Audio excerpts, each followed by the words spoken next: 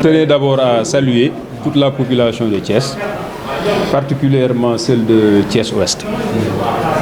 Donc, comme vous le savez, les urgences foraines sont des rendez-vous pour permettre aux populations qui n'ont pas eu l'occasion d'avoir des papiers, des documents prouvant leur état, que ce soit la naissance, que ce soit le mariage, que ce soit le décès.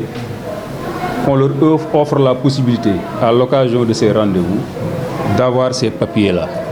Donc, c'est des facilités que nous offre le tribunal, parce qu'il y a des délais pour faire des déclarations de naissance, ou de mariage, ou de décès. Mais une fois que ces délais sont dépassés, l'officier ou bien l'état civil à la mairie ne peut pas les faire sans l'autorisation du tribunal. Maintenant, pour ces audiences foraines, c'est le tribunal qui se déplace, qui vient à la mairie faire ces déclarations-là, avec bien sûr des témoins. Donc il faut que le déclarant vienne avec des témoins, que ce soit la naissance, que ce soit le mariage, que ce soit le décès. Donc voilà l'importance de ces audiences foraines. Maintenant, notre mairie l'a organisé l'année dernière, donc, et c'était une réussite totale. D'ailleurs, il y avait même un restant de déclarants qui étaient là. C'est pourquoi cette année, on l'a refait et on va démarrer avec les restants d'abord, avant d'embrayer avec ceux qui se sont inscrits cette année. Donc voilà un peu l'esprit de l'état civil. Et ça s'inscrit en droite ligne de la politique du gouvernement en matière d'état civil, notamment pour les élèves qui sont en classe d'examen. Récemment, le gouvernement a sorti un communiqué, en tout cas un papier dans ce sens, pour dire que tous les élèves qui sont dans les classes d'examen, qu'on leur facilite, qu'on leur donne même les papiers qui leur permettent de faire leur examen normalement. Donc nous, on s'était déjà inscrits dans cette ligne. Donc je pense que c'est juste une continuité donc, qui recoupe parfaitement la politique gouvernementale. Donc, la digitalisation, c'est une aubaine, donc, surtout pour nous pays africains. Donc je pense qu'on doit aller vers ça. Et on y est déjà, peut-être, le rythme est lent. C'est ça qu'il faut peut-être regretter. Donc dans notre mairie, en tout cas, par l'appui du programme NECAL, qui est un programme du gouvernement, en relation avec une ONG belge, Enabel, donc nous avons pu réaliser l'informatisation de l'état civil.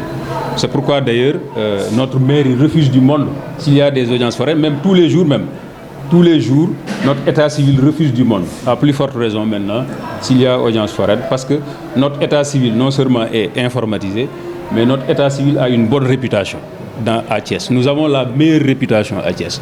Nous n'avons jamais été épinglés dans des problèmes de fraude à l'état civil, que ce soit le service lui-même, que ce soit le personnel, les officiers ou le personnel qui travaille là-bas.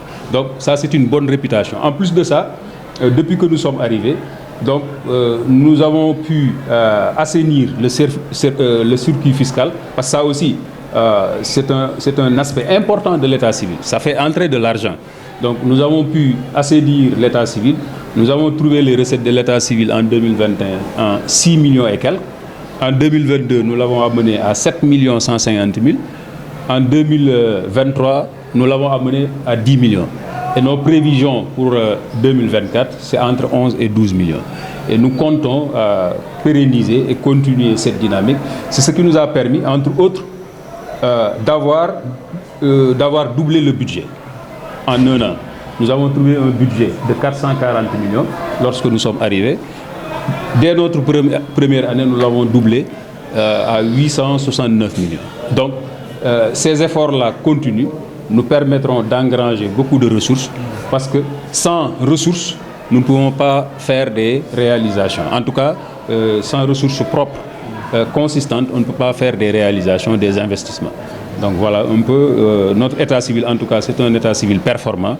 C'est pourquoi tout Thiès, et même parfois en dehors de Thiès, les gens viennent de partout pour avoir leurs actes d'état civil ici à Thiès-Ouest, du fait de notre réputation, du fait de notre crédibilité, du fait de la performance réalisée par nos services. Bon, ce que je voulais dire en quelques mots, parce que vraiment je n'ai pas le temps de polémiquer avec ce collectif dont vous parlez, que j'appelle d'ailleurs le collectif des conseillers maîtres chanteurs. Pourquoi je dis maîtres chanteurs? De quoi il est question ici? En 2 ans, depuis que je suis là, j'ai eu à déjà m'expliquer sur ça. Parmi ce collectif, il y a certains, en tout cas les têtes de pont, étaient mes adjoints. Durant 2 ans, ils ont tout fait pour m'empêcher de travailler. En s'organisant, j'allais dire même en complotant, pour que la mairie, le maire ne dispose pas de budget pour travailler. Ils n'ont jamais voté les 2 budgets qui nous ont permis de faire autant de réalisations dans la commune depuis que je suis là. Et ceci en complotant avec nos anciens adversaires, qui étaient de Benno et de Réumi. Constatant cela, la majorité qui est avec moi, parce que je le rappelle, depuis que je suis là, toutes les délibérations qui ont été présentées au conseil municipal ont été votées, malgré leur opposition. Donc, la majorité constatant que ces gens-là sont là pour empêcher au maire et à la municipalité de travailler, ils m'ont proposé de changer le bureau municipal avec de nouveaux adjoints. Donc, puisque nous avions une décision de justice qui a cassé le bureau municipal pour non-respect de la parité, donc juridiquement, on était fondé à changer le bureau municipal. Donc, on a changé le bureau municipal en proposant, encore une fois, le maire a proposé de nouveaux adjoints, la majorité l'a adopté. Depuis lors, il n'arrive pas à avaler ça. Ils n'arrivent pas à gober cet état de fait. Ils ne sont plus adjoints au maire. C'est depuis lors qu'ils ont déclaré une guerre ouverte contre le maire, avec des accusations insensées, infondées, sans preuve. Pour faire court, et moi, comme on m'attend au terme de mon bilan, pour présenter des réalisations, un bilan, au terme des 5 ans. Donc je n'ai pas le temps pour, à chaque fois qu'ils sortent, parce que puisqu'ils savent qu'au niveau du conseil municipal, ils sont minorisés, leur seule arme qui les reste, c'est de faire des points de presse à n'en plus finir. Moi, je n'ai pas ce temps. Donc c'est la seule arme qui les reste. Depuis lors qu'on a changé le bureau municipal, ils disent qu'il n'y aura plus de conseil municipal dans cette mairie. Ils l'ont tenté le 28 mars. Ils ont peut-être réussi, parce que le conseil ne s'est pas réuni ce jour-là. Ils ont voulu récidiver le samedi 25 mai. Et la majorité silencieuse qui est avec moi a pris ses responsabilités, a riposté. Et on a voté. Et le peuple, ou bien les Thiessois, doivent savoir de quoi il était question dans ce vote-là. Parce que c'est important pour savoir le mobile qui est à la base de ce qu'ils font. De quoi il était question ce jour-là? Il était question de voter des secours pour le social de Tabaski. Il était question de voter le budget pour la réalisation de l'école élémentaire de Mbourkat, pour la réalisation du pavage que nous voulons démarrer incessamment, pour la réalisation de l'extension réseau électrique, pour la réalisation de salles de classe, des jardins publics que nous voulons réaliser. Il était question de ça le 25 mai. Et ils ont voulu que la séance ne se tienne pas, en usant de la force. Mais ceux qui sont avec moi, majoritaire, ont dit que mais ça, il faut qu'on prenne nos responsabilités. Et les conseillers qui sont avec moi ont pris leurs responsabilités. Et on a voté ce jour-là. Donc, comme j'ai dit, moi, je n'ai pas de temps à polémiquer avec eux. J'ai porté plainte. J'attends que la justice fasse son travail. Et à chaque fois qu'on me convoquera à la police ou à la justice, je répondrai pour donner ma version des faits. C'est pas à moi, c'est pas à moi même de donner des preuves, c'est à eux. Parce que c'est eux qui ont accusé le maire de vol, de, comment dirais-je, de surfacturation, de détournement. Je les attends.